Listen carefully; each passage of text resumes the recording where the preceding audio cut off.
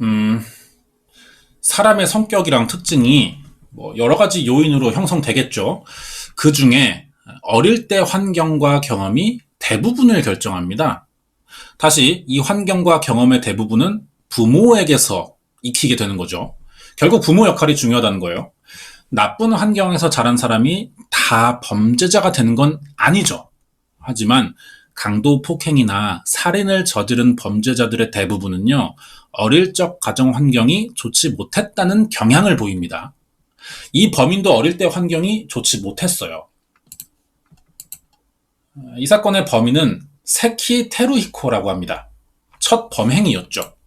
그래서인지 범행 당시 돌발 상황에 자주 당황하는 면을 보였고, 피해자들이 강하게 나오면 오히려 자기가 겁을 먹기도 했었던 겁니다. 몇 살일까요? 1973년생이고요. 범행 당시 1992년 3월이었으니까 19입니다. 잔인한 수법에 비해 너무 어리죠. 정상적인 환경에서 자란 사람이 이럴 이유는 없거든요. 분명히 성장 배경에 어떤 문제가 있을 겁니다. 부모 이야기를 해봐야겠죠. 테루히코의 엄마가 어느 날 만난 남성이 자신의 운명이라고 생각합니다. 그런데 아버지가 이 남자를 반대하자 둘이 도망갈 생각을 했어요. 그러니까 아빠도 포기하면서 결혼을 인정해 준 거죠. 이렇게 태어난 게 얘예요. 세키 테루히코였습니다. 그리고 아빠는 본 모습을 바로 드러내죠. 이 사람은 결혼 전부터 술과 도박에 중독돼 있었어요. 부모가 결혼을 반대한 건 이런 이유 때문이었습니다. 몰래 다른 여자를 만났고 가정폭력도 잦았어요. 술, 도박 외에도 가정폭력은 주된 이혼 사유입니다. 하나만 있어도 집에 문제가 생길 만한 일인데 테루히코 아빠는 이걸 다 하고 있는 거예요. 테루히코는 엄마가 매일 아빠에게 폭행당하는 걸 보면서 자랐습니다. 자기도 똑같이 맞았는데 이 정도가 얼마나 심했냐면은 나중에 검거되고 얘기를 들어보니까 엄마가 머리채 잡혀서 욕조에 처박히는 장면을 거의 매일 봤다고 말한 적이 있었거든요. 이게 8살이 되기 전부터 겪던 일이에요. 그럴 때마다 테루히코는 집을 나와서 외할아버지에게 갔습니다.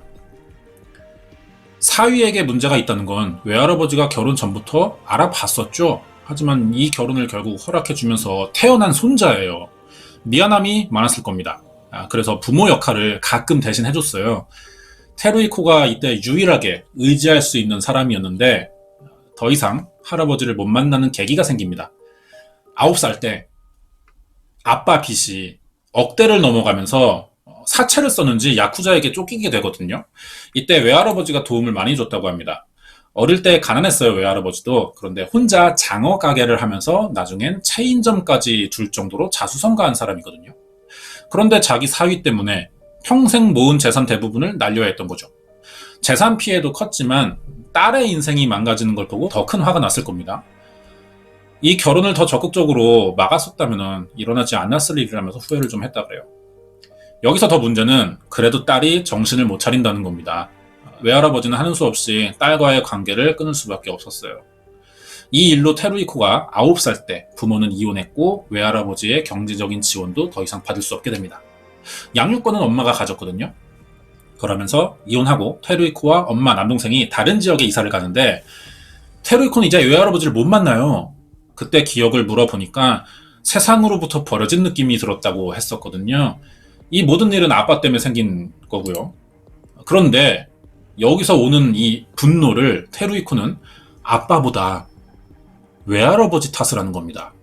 오히려 자기를 끝까지 책임져 주지 않았다면서 외할아버지에 대한 분노가 생기는 거예요. 애초에 아빠에게는 아무 기대가 없는 거죠. 매일 가족을 때리는 아빠보다는 믿고 있던 외할아버지였는데 자기를 배신했다는 생각이 들었나 봐요. 화가 많이 났어요. 이사하면서 아빠로부터는 벗어났지만 테루히코는 남들처럼 정상적으로 살지 못합니다. 가정 불안은 학교 문제로 이어지는 경우가 많죠. 테루히코가 여기에 해당되는 전형적인 아이예요. 학교에서 괴롭힘 당하는 겁니다. 거기에 예전보다 생활이 더 가난해졌어요. 학교 가면 괴롭힘 당하고 집은 가난해요. 아이 성장에 나쁜 영향을 주는 충분한 환경들이 갖춰져 있는 겁니다. 테루히코는 그래서 초등학교 때부터 도둑질을 시작해요. 그것도 관광객들의 돈을 훔치는 소매치기였다는 거죠. 그때 들었던 생각이 세상은 돈이 전부고 가난을 비웃는 사람들의 돈은 훔쳐도 좋다. 뭐 이런 생각을 가졌다고 합니다. 초등학생인데 이런 생각 갖기가 쉽지 않죠. 그만큼 테루이코의 환경이 좋지 못했다는 걸 알 수 있습니다. 이렇게 중학생이 돼요. 생활은 똑같았지만 달라진 게 하나 있습니다. 체격이 커진 거예요. 또래에 비해 몸집이 컸거든요. 그러면서 자연스럽게 괴롭힘은 사라졌죠. 태어날 때부터 운동신경도 좋은 편이었습니다. 그래서 중학교 때 야구단에 들어가는데 투수 겸 4번 타자였다고 그래요. 잘하는 거죠. 이게 소문이 나면서 갑자기 자기한테 관심을 보이는 사람들이 생겨나는 겁니다. 학교에서. 예전보다 학교 다니기는 좋아졌죠. 그런데 자꾸 뭔가 상황은 이상하게 흘러가기 시작해요. 학교 친구들이 생기는 건 좋은데 동시에 이 동네 불량 청소년들 눈에도 띈 겁니다. 갑자기 얘네가 테루이코를 찾아와서 싸움을 시켜봐요. 뭐 입단 테스트 같은 거겠죠. 체격이 좋고 운동도 잘하니까 비슷한 나이에서 테루이코를 이기기는 쉽지 않습니다. 얘네들 입장에서도 테루이코는요 최고의 친구인 거예요. 조건이. 이때부터 불량 청소년이랑 어울리면서 술, 담배 했고 학생들을 괴롭히거나 돈을 뺏기 시작합니다. 이때 마침 외할아버지와 엄마의 관계가 어느 정도 회복이 되고 있었어요. 외할아버지가 다시 경제적인 지원을 해주는 겁니다. 생활비를 보내주는 거예요. 집안 사정도 예전보다는 나아지는데 테루이코는 이게 하나도 반갑지 않았다고 합니다. 이미 손주 시각에서는 외할아버지가 가장 외롭고 힘들 때 나를 배신하고 도와주지 않은 사람이 돼 있던 거죠. 가장 문제되던 학교 생활과 가정 형편이 다 나아졌을 때 테루이코는 교정 시기를 놓친 뒤였습니다. 이미 아주 위험하고 폭력적인 사람으로 변해 있었던 거예요.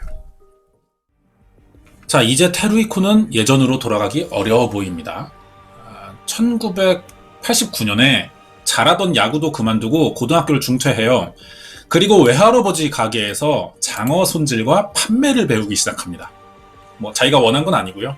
손주 장래 걱정에 외할아버지가 일을 가르쳐 보려고 한 것 같아요. 외할아버지는 자기 혼자 성공한 사람입니다. 그 노하우를 알려주겠다는데 테루이코가 별 관심이 없는 거예요. 게으르고 놀기를 좋아해서 가게를 자주 나오지도 않았습니다. 외할아버지는 사업을 알려주고 싶었던 것 같아요. 그런데 손주가 아무리 손주지만 일을 안 하니까 돈을 줄 수도 없는 거죠. 여기서 점점 갈등이 생겼을 겁니다. 일을 시키려고 하는 할아버지, 하기 싫은데 자꾸 뭔가를 강요하고 데리고 있으면서 뭐 용돈도 주지 않고 별로 보호받지도 못하는 것 같고 이런 마음이었을 거예요, 서로. 돈이 필요한 테루이코는 외할아버지 장어가게에서 돈을 훔칩니다. 여러 번 훔쳤어요. 외할아버지가 이걸 모를 수는 없죠. 참다가 어느 날 불러서 혼을 한번 냈어요. 그러자 터진 겁니다. 이미 좋지 않은 감정이 있었는데 화까지 내니까 외할아버지를 보고 테루이코는 화를 참을 수가 없어서 그날 외할아버지를 폭행해요. 그래서 한쪽 눈이 실명됩니다, 할아버지가. 테루이코의 폭력성이 아빠를 그대로 담고 있었거든요. 그렇게 아빠에 대한 복수를 결심했으면서 정작 자기가 엄마랑 남동생 때리고 아빠랑 가장 비슷한 사람이 돼 있는 거죠. 더 이상 참을 수 없는 엄마는 강제로 테루이코를 독립시켰어요. 그럼 이제 주변에서 테루이코를 말릴 사람이 없는 거잖아요. 이때부터 그나마 제어되고 있는 폭력성이 완전히 폭발하게 됩니다. 자, 테루이코 사진이에요. 얘는 초등학생 때부터 도둑질을 시작했고 폭력에 익숙해지면서 결국 살인까지 합니다. 이 범죄의 진화가 19살에 완성된 거예요. 사이코패스적인 성향이 어릴 때 환경으로 학습이 되는 건지 아니면은 태어날 때부터 그런 유전자를 가졌는지는 사람마다 다르겠죠. 확실한 건 테루이코의 잔인성이 경험을 통해서 진화하고 있다는 겁니다. 이런 범죄자에게서 알아봐야 할 중요한 점 한 가지는요. 여성에 대한 가치관이에요. 이성에 대한 욕구 충족을 범행으로 해결하는 경우들이 있기 때문인 거죠. 사이코패스 성향이 강할수록 그런 행동도 더 강하게 나오고요. 테루이코도 여성을 대하는 태도가 안 좋은 사람이었습니다. 중학교 때는 여자친구의 아빠가 만나는 걸 반대했대요. 그래서 찾아가서 칼을 휘두른 적이 있었다는 거죠. 당연히 여자친구 만나고 싶은데 그쪽 아빠가 반대하면 안 좋은 감정이 생기는 건 뭐 자연스러워요. 그런데 이 화를 풀기 위한 방법이 너무 극단적이라는 겁니다. 사소한 일이라도 다 폭력으로만 해결하려는 거예요. 이렇게 독립한 아파트에서 3번의 여성들과 동거를 시도했지만 다 실패로 끝납니다. 그러다 어느 날 장어 가게에서 일할 때 알게 된 형과 이치카와 시내에 필리핀 술집을 간 적이 있어요. 여기서 필리핀 여성을 만나 결혼을 합니다. 18살 때요. 결혼이 신중해야 되는 일인데 당연히 서로 좋아서 했겠죠. 하지만 지금까지 행동으로 볼 때 나이도 그렇고 아마 충동적으로 했을 가능성이 높아요. 그런데 이 아내는 결혼 3개월 만에 언니가 아프다면서 필리핀으로 가버립니다. 테루이코는 언니가 나으면 금방 돌아올 줄 알았지만 결국 돌아오지 않아요. 이게 마지막이었던 겁니다. 도망간 거죠. 예. 도망간 이유는 아마 결혼 생활에서 찾아볼 수 있을 겁니다. 자기만 모르는 거예요. 아내를 잃어버리자 테루이코는 다시 필리핀 술집을 찾아갑니다. 여기서 만난 여성과 가장 깊은 관계까지 갔었단 말이에요. 이 경험 때문인지 필리핀 술집만 찾아갔어요. 앞으로 여기서 필리핀 여자를 만나야겠다 이렇게만 생각한 것 같죠. 그러다 잘 되지 않자 다른 술집을 한번 가본 적이 있는데 우연히 거기서 또 필리핀 종업원을 보게 된 겁니다. 그래서 뭘 했냐면 무작정 그날 이 사람을 데리고 자기 아파트에 갔어요. 일하던 사람을. 그리고 한 일은 감금과 성폭행인 거죠. 이틀 뒤에 풀어줍니다. 무슨 생각인지 잘 모르겠어요. 풀려난 여성이 뭘 할 줄 알고 풀어주냐는 거예요. 술집으로 돌아가서 자기 매니저한테 그동안 무슨 일이 있었는지 다 이야기했거든요. 그러니까 매니저가 화가 나서 알고 지내던 야쿠자들에게 전화를 겁니다. 테루히코를 잡으려고 하는 거죠. 이때부터 겁나니까 도망다니면서 살았는데 돈이 필요하죠. 범죄를 또 저지를 수밖에 없는 겁니다. 그런데 이 범행 내용들이 이해하기 힘든 수준이에요. 아무리 범죄자라도 근거는 빈약할지언정 자신들만의 논리로 생각이라는 걸 하면서 움직이거든요. 이럴 때 더 효율적이고 더 빨리 처리할 수 있고 확실하며 내가 붙잡히지 않을 수도 있겠다는 이런 계산을 해본다는 겁니다. 그런데 테루이코는 전혀 그러지 않아요. 어느 날 쫓기는 몸이기도 하고 불안하고 기분도 안 좋았겠죠. 새벽에 차 운전하고 있는데 혼자 걸어가는 여성을 발견해요. 이 사람에게 자기 기분을 풀고 싶었다고 합니다. 테루이코 차고요. 길을 물어보는 척 접근하더니 갑자기 때리는 거예요. 여성을 때리다 보니까 나이가 어리다는 걸 알게 됐어요. 그러자 자기 차에 태우더니 병원에 데려간다는 겁니다. 하지만 간 곳은 자기 아파트예요. 방금 전에 도망치려고 집에서 나왔는데 여기를 다시 범죄 현장으로 삼습니다. 그런데다 성폭행하고 또 그대로 보내줘요. 그리고 다시 밖을 나갑니다. 이번엔 여고생이 자전거 타고 가는 걸 발견했거든요. 이 여학생이 새벽에 공부하다가 샤프심이 떨어졌어요. 이거 편의점에 사러 갔고 집에 돌아오는 길에 만난 겁니다. 일단 차로 들이박습니다. 그리고 병원에 데려다 준다는 거예요. 수법이 한결같은데 이번엔 진짜로 의외로 병원을 데려갑니다. 상처를 치료해 주더니 갑자기 또 친한 척을 해요. 처음에 여고생은 자기를 들이받은 사람이니까 당연히 경계하죠. 하지만 집까지 데려다 준다니까 거절하지 못합니다. 선택지가 별로 없잖아요. 사고로 자전거 망가진 데다 다리는 다쳤고 새벽에 응급실에서 집까지 갈 방법이 없어요. 결국 테루이코의 차를 탑니다. 그러니까 태도가 바뀌는 거예요. 인적이 드문 도로에 들어서자 차를 세우더니 칼을 꺼냈고 이 여학생이 반항을 조금 했는데 폭행을 당했죠. 그러니까 겁을 먹고 아파트에 끌려가게 됩니다. 다시 성폭행한 뒤에 감금하고 소지품을 뒤졌어요.